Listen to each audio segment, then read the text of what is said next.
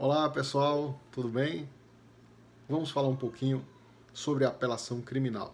Na verdade, são apelações, considerando a existência de várias fontes legislativas que prevêem o Instituto.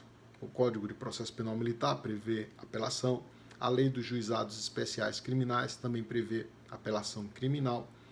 Além disso, o Código de Processo Penal prevê apelação para várias espécies de decisão que não se confundem entre si. Por exemplo, cabe apelo contra a decisão de impronúncia, não é? Sentença de impronúncia. Cabe apelo contra as decisões de absolvição sumária. Cabe apelo contra as decisões do Tribunal do Júri, inciso 3, artigo 593. Cabe uma apelação genérica, no inciso 2 deste mesmo artigo 593, contra as decisões definitivas e contra as decisões com força de definitiva. Além disso, é cabível a tradicional apelação contra as decisões de absolvição e de condenação proferidas pelo juiz singular, pelo juiz de primeiro grau. Então, vamos ter apelações que podem ser mais genéricas e outras que serão mais restritas, mais estreitas. Dentre aquelas mais estreitas, está a apelação fundada no inciso 3 do artigo 593, em sua linha D, que diz que caberá apelo contra a decisão do jurado que for manifestamente contrária à prova dos autos. Estamos aí diante de um apelo que tem um propósito específico, que é anular o julgamento e mandar realização de outro pelo juiz de primeiro grau. E um apelo que só pode ser realizado uma única vez. Ou seja, se houver um julgamento anulado por decisão dos jurados manifestamente contrária à prova dos autos, o segundo apelo ele não poderá ser fundado neste mesmo motivo, né, da linha D, do inciso 3, do artigo 593. Mas tem uma peculiaridade dessa apelação que eu queria compartilhar com vocês, que inclusive tem sido objeto de exame no Supremo Tribunal Federal. É saber se essa apelação do inciso 3, a linha D, é só do acusado, né, ou se o Ministério Público também pode manejá-lo, né, assim, de uma maneira geral. O fato é que nós precisamos comparar este artigo com o outro, 483, que dispõe sobre a ordem de quesitação do júri. Porque um júri pode absolver o acusado se baseando no inciso 1 do artigo 483, e nessa hipótese dizendo, por exemplo, que não existe materialidade, que não foi comprovada a materialidade ou que ela não existe, né? Então, o inciso 3 é a negativa da existência do fato. Ou no inciso 2, que é a negativa de autoria. Então, sob esses dois motivos, nós poderíamos até ainda admitir, concordar com um apelo ministerial, porque afinal de contas nós vamos saber se houve uma decisão manifestamente contrária à prova dos autos, porque se não pode negar a existência da materialidade do fato se lá nos autos existe o documento comprovando um laudo de exame cadavérico, né, comprovando a existência de um cadáver, etc. Por outro lado, não se pode negar a autoria se existem outros e outros elementos nos autos, prova oral, prova técnica, né, evidenciando que existem lindes ali no a participação da pessoa, né, ainda que tenha sido em legítima defesa. Então, eu poderia até imaginar em tese, em termos de hipótese, a possibilidade de anular um júri se baseando em caso de decisão manifestamente contrária à prova dos autos, com base no caso de falta de materialidade, né, ou com base no caso de falta de autoria. Posso. Agora, a questão mais delicada é o quesito de número 3, porque este quesito ele não tem especificidade, né? Ele diz assim: o jurado absolve o acusado? Vejam só, se o jurado responder sim, ele terá absolvido o acusado, mas eu não tenho como saber qual a razão da absolvição, né? Então, assim, vejo que é uma absolvição genérica, né? E a absolvição genérica ela pode existir por vários motivos, até por motivos supralegais.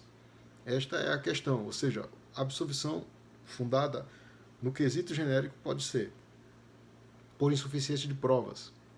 Então o jurado tem todo o direito de entender insuficiente a prova. E não há como você dizer nessa hipótese que o julgamento foi manifestamente contrário à prova dos autos, porque a gente só poderia admitir então um julgamento condenatório, né? E não faz sentido. O julgamento pode ser no sentido ou no outro, né? pode ser no sentido absolutório ou condenatório. Então, a insuficiência de prova seria uma razão. Outra razão seria a clemência, né? Ou, por exemplo, uma legítima defesa da honra, as causas supralegais. Então, no júri podem existir outras causas, além daquelas que estão previstas na legislação. A legislação, para fins condenatórios, elas exigem uma especificidade, né, legalidade estrita, né, não pode sair daquele rol.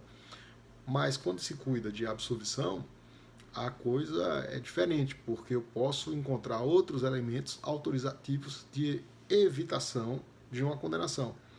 E isso se baseia também em um ponto mais fundamental do que outros. Né? Assim, o ponto mais fundamental é o ponto constitucional. E na Constituição, o júri está situado no artigo 5º.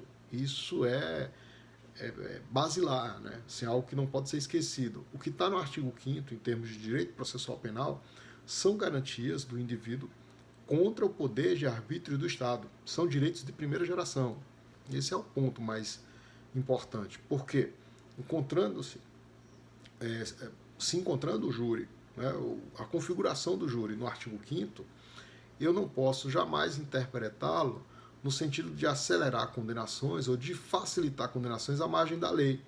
Mas, por outro lado, eles servem de tutela de possibilidades para maiores chances de absolvição e de decisão justa. Então, assim, é uma garantia fundamental. Então, você pode evitar um júri para absolver sumariamente, mas você não pode condenar singularmente. Né? Por outro lado, o júri ele deve ter uma configuração baseada, por exemplo, em julgamento leigo, né?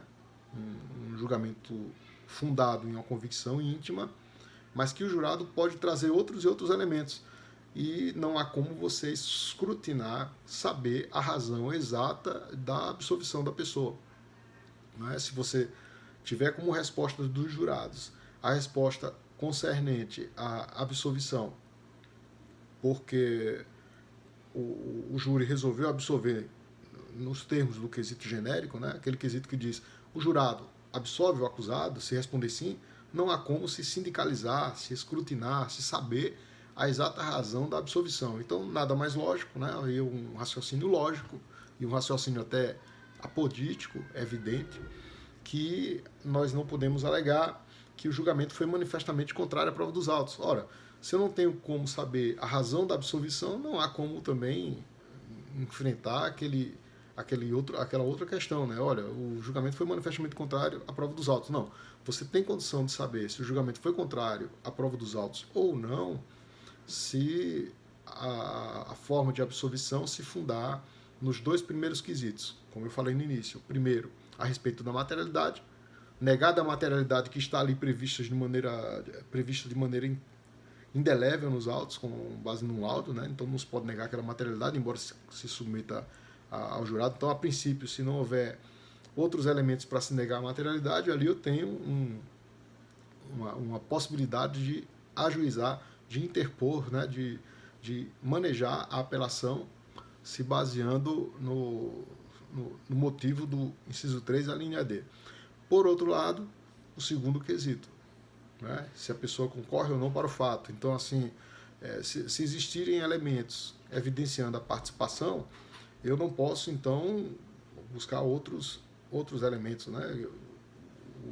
Os elementos indicando a participação seriam, por exemplo, um exame sobre a mão da pessoa, né? Indicativo de pólvora, né? Aí juntam várias testemunhas indicando a participação da pessoa, filmagens também apontando a participação da pessoa. Então, aí eu teria algum argumento para dizer, olha, o julgamento dos jurados foi manifestamente contrário à prova dos autos. Tudo bem.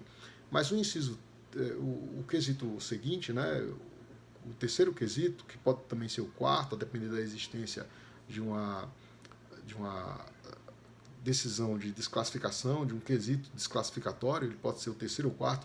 O terceiro quesito, ou o quesito genérico, se o jurado absolve o acusado, sobre este eu não tenho condições de confrontar com o motivo da apelação do inciso 3, a linha D, que se refere à decisão dos jurados manifestamente contrária à prova dos autos.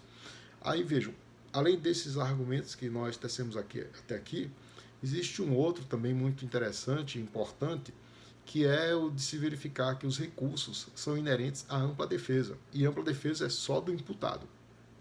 Então, nesse sentido, os recursos que estão previstos na Constituição são inerentes à defesa e são cláusula pétrea porque decorrem do artigo 5º, né? Então, assim, são assegurados aos litigantes em geral o contraditório e a ampla defesa, com os meios e recursos a ela inerentes.